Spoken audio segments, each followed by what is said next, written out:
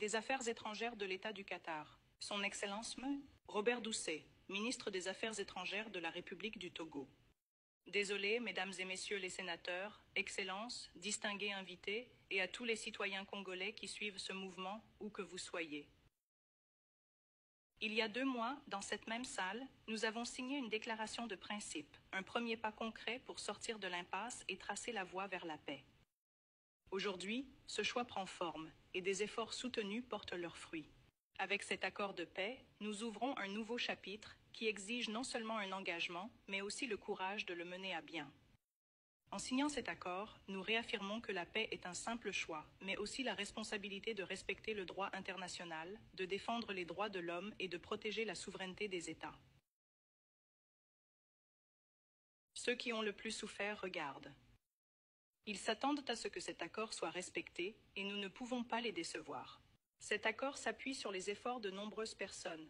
Tout d'abord, nous tenons à exprimer notre sincère gratitude à son Excellence le Président Donald J.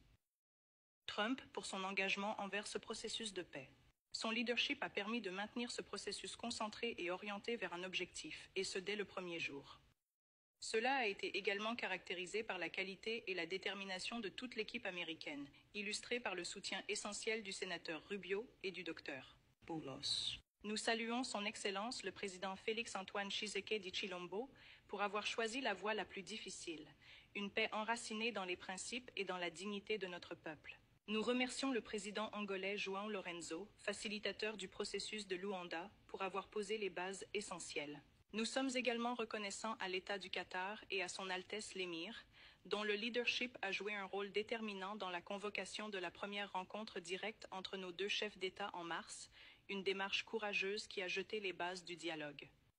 Le Qatar a depuis facilité de nouvelles négociations à Doha et est resté un partenaire fidèle et respectueux des principes tout au long de cet effort de paix. L'Union africaine, par l'intermédiaire de son président et du facilitateur désigné, son Excellence Phonia Singbe du Togo, a ancré ce processus dans l'appropriation africaine. Enfin, nous remercions l'équipe de négociation de la RDC et du Rwanda pour leur persévérance et leur dévouement. Ce moment a mis du temps à arriver. Cela n'effacera pas la douleur, mais cela peut commencer à restaurer ce que le conflit a privé de sécurité, de dignité et de sens de l'avenir à de nombreuses femmes, hommes et enfants. Pour la région des Grands Lacs, cela offre une occasion rare de tourner la page, non seulement avec des mots, mais avec un réel changement sur le terrain. Certaines blessures guériront, mais elles ne disparaîtront jamais complètement. Elles peuvent repousser, mais la peau restera toujours fine et fragile. Et au fond, la chair s'en souviendra encore. Parfois, nous nous sentirons engourdis et à d'autres moments, nous ressentirons une douleur soudaine qui nous rappellera ce qui a été perdu à jamais. Les cicatrices que nous portons sur notre corps et dans notre âme nous rappelleront ce qui ne doit jamais être oublié, répété ou accepté. Il y a quelques jours à Kinshasa, une coalition d'organisations de femmes m'a fait part d'un message clair. Nous ne voulons pas d'un pays d'élite. Nous voulons une paix réelle partagée et construire avec nous. Nous ne voulons pas d'une paix façonnée par les élites. Nous voulons une paix réelle, vécue, partagée et construite avec nous et nos concitoyens de l'Est. Cet accord a été signé en pensant à vous.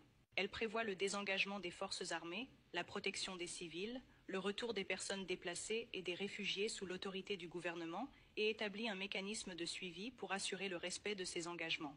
Ce ne sont pas que des mots sur du papier. Il faut maintenant les traduire en actes avec justice, responsabilité et volonté politique. Cet accord de paix est le point de départ et non l'objectif final. Il doit maintenant être suivi par le désengagement, la justice et le retour des familles déplacées et des réfugiés en RDC et au Rwanda.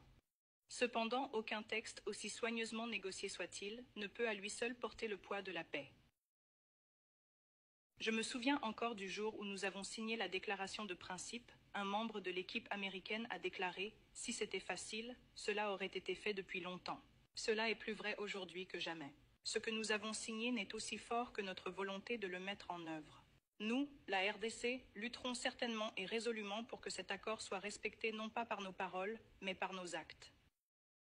Aujourd'hui, nous avons choisi la paix. Ce qui compte désormais, c'est de la protéger et de prouver à notre peuple et au monde que même dans une région marquée par de profondes cicatrices, la dignité et la coopération peuvent prévaloir. Alors maintenant, notre travail commence véritablement. Merci.